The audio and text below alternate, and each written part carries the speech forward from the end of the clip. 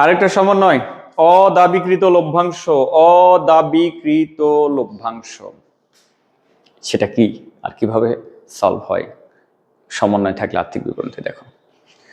অদাবিকৃত লভ্যাংশটা আগে শেখো। অদাবিকৃত লভ্যাংশ মানে হচ্ছে শেয়ার মালিকদের লভ্যাংশ ঘোষণা করা হয়েছে, লভ্যাংশ অফার করা হয়েছে, কিন্তু তারা দাবি করেনি বা নেয়নি।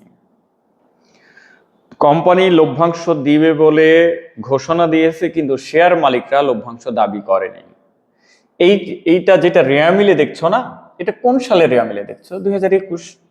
তো 21 সালের রেয়া মিলে যে অদাবিকৃত লভ্যাংশ দেওয়া আছে, এটা দেখা গেল যে আগের হিসাবগুলোর দেখা যাচ্ছে 19 সালের বা 20 সালের, দেখা যাচ্ছে 20 সালে কোম্পানি লভ্যাংশ ঘোষণা করেছে। এর মধ্যে 30,000 টাকা লভ্যাংশ কোনো শেয়ার মালিক দাবি করেনি। তো এটা হয় অনেক সময়, দেখা যাচ্ছে যারা কম পরিমাণে শেয়ার কেনে, কম পরিমাণ লভ্যাংশ পায়, সেক্ষেত্রে তারা লভ্যাংশটা উত্তোলন করে না, দাবি করে না। সো এই টাকাটা কোম্পানি দায় হিসেবে দেখায়। এই টাকাটা কোম্পানির কাছে কি দায়, কারণ তারা রক্ষিত থেকে বা লাভের ফান্ড থেকে টাকা কেটে রেখেছে শেয়ার মালিকদের লভ্যাংশ দিবে বলে, কিন্তু শেয়ার মালিক দাবি করেনি। সো যতক্ষণ দাবি না করবে ততক্ষণ তারা এটাকে কি দায় দেখাবে।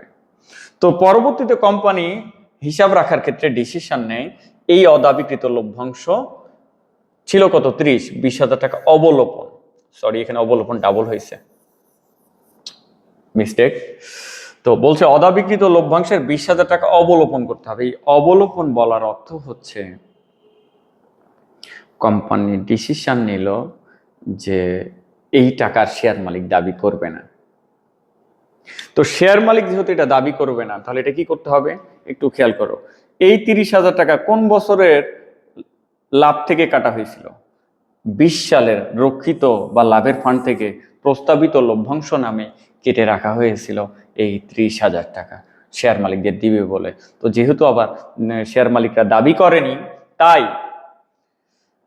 কোম্পানি সিদ্ধান্ত নিল এই দাবি না করা লভ্যাংশের টাকা যেখানকার টাকা আবার ওখানে নিশিয়ে রাখবে। অর্থাৎ এটা যেহেতু 20 সালের লাভের ফান্ড থেকে কেটে রাখা হয়েছিল, শেয়ার মালিক দাবি করেনি, তাহলে 21 সালে এসে আবার লাভের ফান্ডে নিয়ে এসে জমা করা হবে। তাহলে 21 সালে যে নিট লাভ তোমরা রক্ষিততে দেখাও, তার সাথে যতটুকু অদাবিকৃত লভ্যাংশ অবলোপন বলবে, তার মানে ততটুকু শেয়ার মালিক আর দাবি করার চান্স নেই। অদাবিকৃত লভ্যাংশ অবলোপন, অর্থাৎ নিট লাভের সাথে এটা নিয়ে এসে কি যোগ করে দেবা। তাহলে নিট লাভ যে টাকা থাকবে তার সাথে 20,000 কি যোগ করে দেবা, কারণ এই টাকার কেউ দাবি করবে না। তাহলে যেখানকার টাকা সেখানে রাখলো। এটাকে এভাবে থিঙ্ক করতে পারো, তুমি বাজারে 500 টাকা পকেটে নিয়ে গেছো কোনো কিছু কেনার জন্য, কেনা হয়নি, নিয়ে এসে বাড়ি থেকে 500 টাকা নিয়ে গেছিলা বাজারে কোনো কিছু কেনার জন্য, কেনা হয়নি কোনো কারণবশত।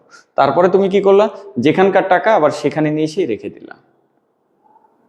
তার মানে গত বছর 20 সালে লাভ থেকে কেটে রাখা হয়েছিল 30,000 শেয়ার মালিকদের লভ্যাংশ দেওয়ার জন্য, তারা দাবি করেনি। তাই 21 সালে এসে আবার ওই টাকাটা লাভের ফান্ডে নিয়ে এসে যোগ করে দেওয়া হলো।